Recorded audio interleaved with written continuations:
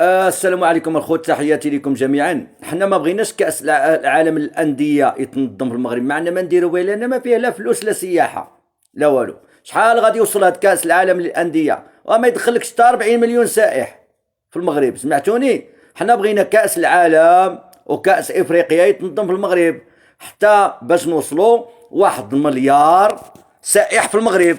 وملي نوصلوا مليار سائح في المغرب، مول الحمص غادي يرجع من الاغنياء، ومول كاران غيرجع من الاغنياء، ومول كلينيكس كيبيع كلينيكس في ستوبات وديك الشيء غادي يرجع حتى هو من الاغنياء.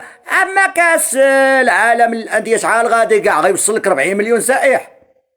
هاد كاس العالم اللي راكم تهضروا عليه الانديه غادي يوصل لك 40 مليون سائح؟ ما غاديوش يوصلها لك. ماشي بحال كاس العالم يقدر يوصل لك مليار جوج كاع في المغرب ديال البشر، 2 مليار كاع ديال البشر.